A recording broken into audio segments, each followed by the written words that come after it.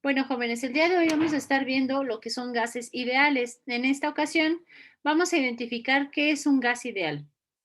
Aquí nos dice, los gases son complicados, están llenos de miles de millones, de millones de moléculas enérgicas de gas que pueden colisionar y posiblemente interactuar entre ellas.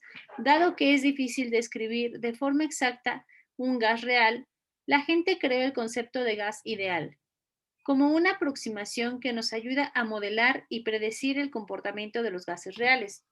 El término gas ideal se refiere a un gas hipotético, compuesto de moléculas que siguen unas cuantas reglas. ¿Cuáles son? La primera, moléculas de un gas ideal no se atraen o repelen entre ellas. Suponemos que las únicas interacciones de las moléculas que componen un gas ideal son las colisiones elásticas entre ellas y con las paredes del contenedor. ¿Ok?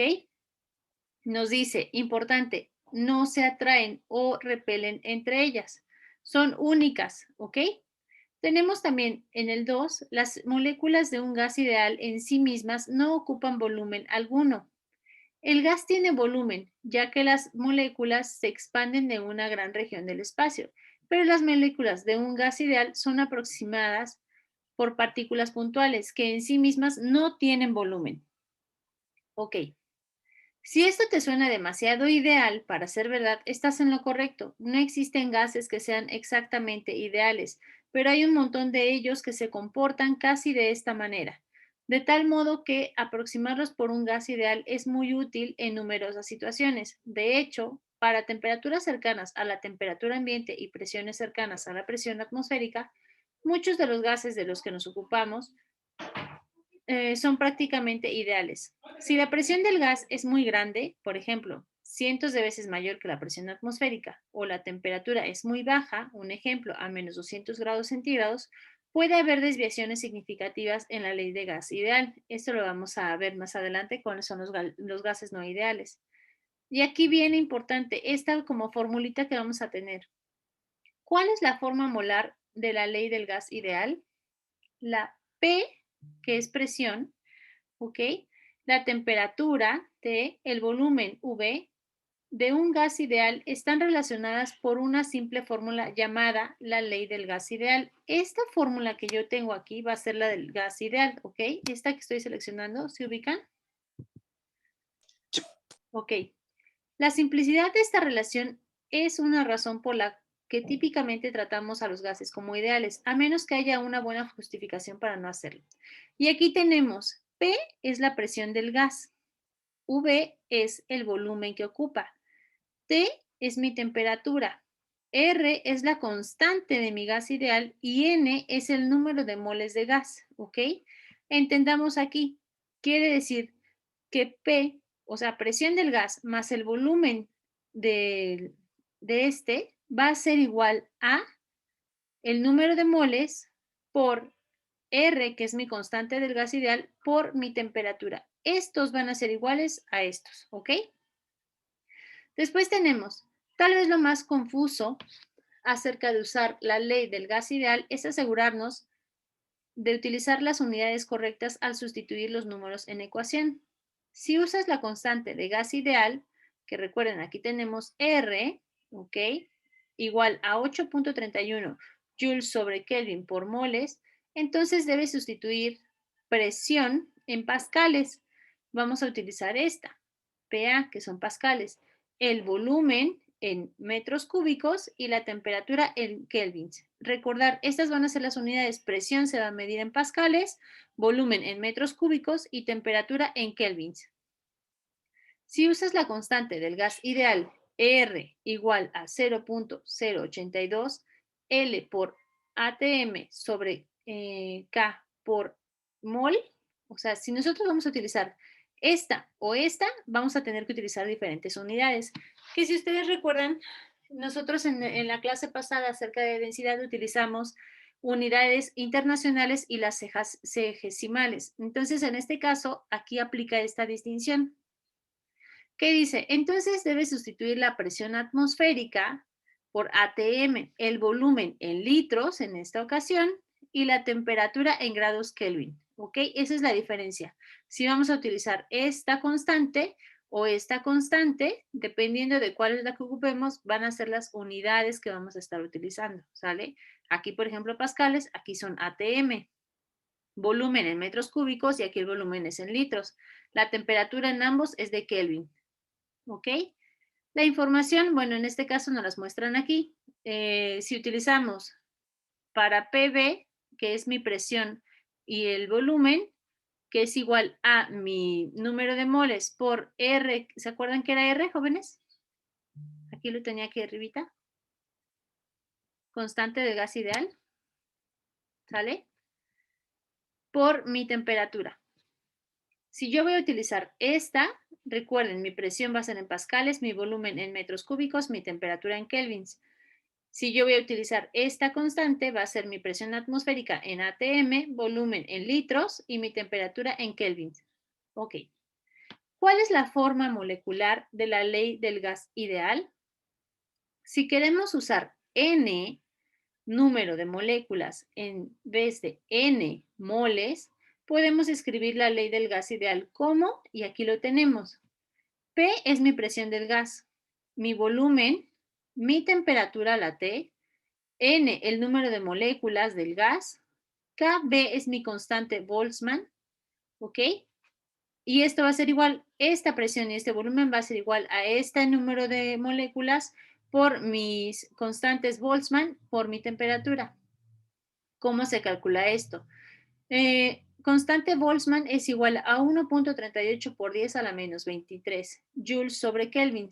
Cuando usamos esta forma de la ley del gas ideal, con la constante de Boltzmann, tenemos que sustituir la presión, ¿ok? En pascales, o sea, vamos a utilizar PA, el volumen en metros cúbicos y la temperatura en kelvins. Y bueno, aquí lo tenemos. Vamos a utilizar este mismo que tenemos acá. Ok, voy a utilizar este, que son número de moles, perdón, número de moléculas. Se me olvidó. Ajá, número de moléculas por mi constante de Boltzmann y mi temperatura. Y aquí mis unidades, ¿cuáles van a ser? Pascales, metros cúbicos y kelvins. ¿Cuál es la forma proporcional de la ley del gas ideal? Hay una forma muy útil de describir la ley del gas ideal. Si el número de moles n, es decir, de moléculas n, del gas no cambia, entonces la cantidad NR y NKB son constantes, quiere decir que van a ser iguales, ¿ok? Esto ocurre frecuentemente, pues el gas en consideración a menudo se encuentra en un contenedor cerrado. Así, si en la ecuación del gas, permítame tantito, si en la ecuación del gas ideal movemos la presión, el volumen y la temperatura del mismo lado de la igualdad, obtenemos que NR, recuerden que aquí teníamos, para que nos ubiquemos un poquito, los voy a regresar nuevamente.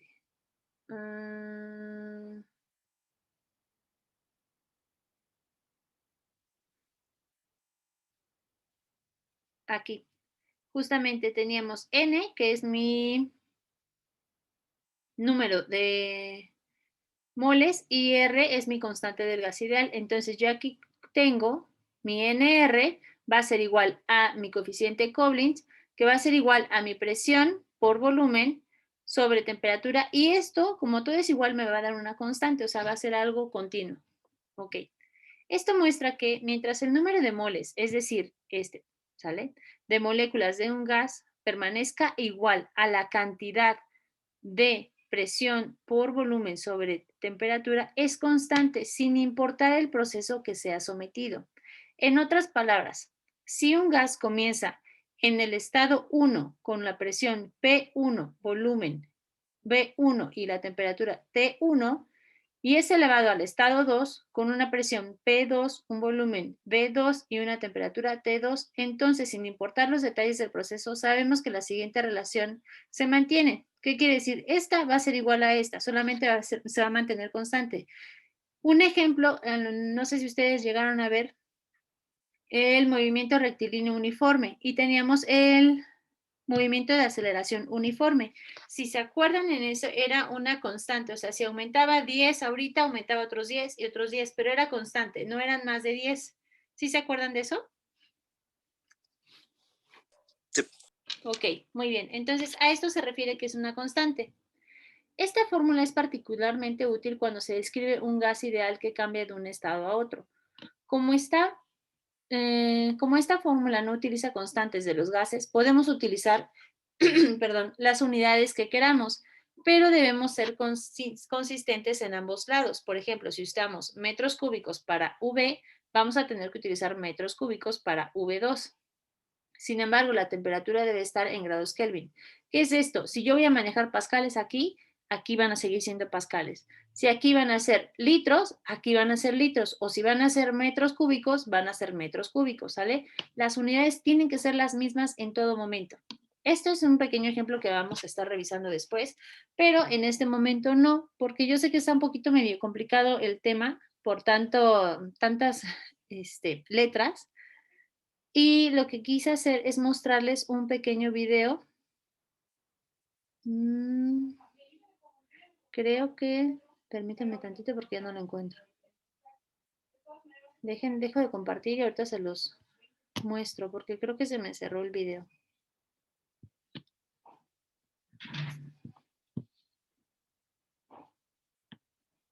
¿Hasta el momento tienen alguna duda?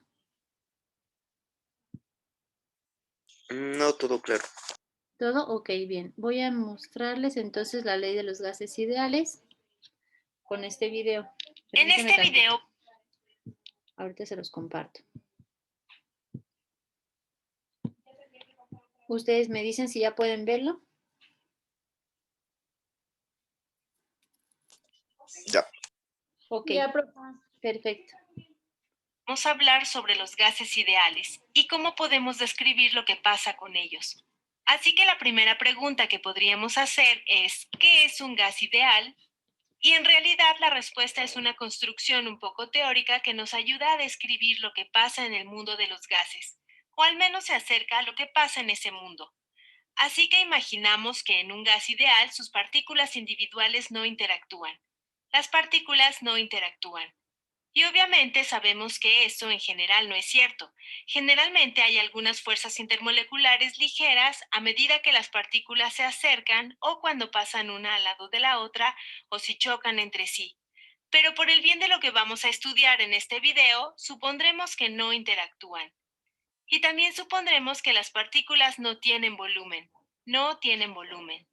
Ahora sabemos que eso no es exactamente cierto, que las moléculas individuales, por supuesto, tienen volumen, pero esta es una suposición razonable porque en general podría representar una fracción infinitamente pequeña del volumen total del espacio en el que están rebotando.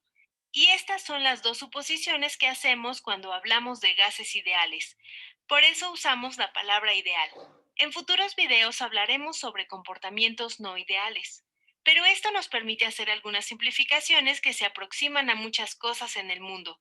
Así que pensemos cómo podemos describir los gases ideales. Podemos pensar en el volumen del contenedor en el que se encuentran. Podríamos imaginar la presión que ejercerían, digamos, en el interior del contenedor.